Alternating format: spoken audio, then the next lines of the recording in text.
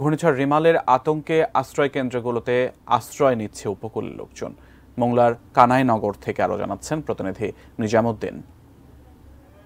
বঙ্গোপসাগরে যে প্রলয়ঙ্কারী ঘূর্ণিঝড় মেরাল সৃষ্টি হয়েছে, সেই মেরালের কারণে কিন্তু ইতিমধ্যে মোংলা সহ সুন্দরবন উপকূলীয় এলাকায় দুপুর থেকে থেমে থেমে বৃষ্টি এবং বাতাস বয়ে যাচ্ছে। তবে সময় যত গড়াচ্ছে ততই কিন্তু বাতাসের তীব্রতা বেড়ে যাচ্ছে। তবে বৃষ্টি তেমন একটা নেই এখন, তবে এখন কিন্তু বাতাসের গতি প্রচণ্ড আকারে বেড়ে গেছে।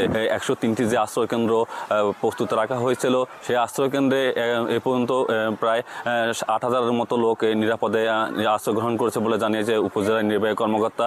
তিনি আরও জানান যে এই আশ্রয়কেন্দ্রগুলো যারা এখন পর্যন্ত যে সবচেয়ে ঝুঁকিপূর্ণ এলাকা মোংলার যে জয়মনি, কানাইনগর, কাইনমারি যে এলাকাগুলো রয়েছে নিম্নাঞ্চল, সেই এলাকাগুলো থেকে লোকগুলোকে দ্রুত সরিয়ে আনার জন্য তারা এখনও কাজ করে যাচ্ছেন। এইসব এলাকা এখন পর্যন্ত প্রায় স্বাভাবিক জোয়ার আছে, প্রায় 5 থেকে 6 ফুট পানি ওঠার কারণে এইসব এলাকা এখন পুরো পানির নিচে তলিয়ে রয়েছে। তবে সবচেয়ে ঝুঁকির মধ্যে রয়েছে করমজল বন্যপ্রাণী প্রজনন কেন্দ্রটি। এই প্রজনন কেন্দ্রটি এখন বর্তমানে 5 ফুট পানির নিচে প্লাবিত হয়ে রয়েছে। তবে উপজেলা থেকে যে বলা হচ্ছে এখন পর্যন্ত লোকজনকে সরিয়ে নেওয়া হচ্ছে এবং সময় যতই গড়াচ্ছে ততই বাতাসের তীব্রতা এবং ঝড়ের গতি বেড়ে যাচ্ছে। এই ছিল মোংলার কানাইনগর আশ্রয়কেন্দ্র থেকে ঘূর্ণিঝড় মেরালের সর্বশেষ অবস্থা।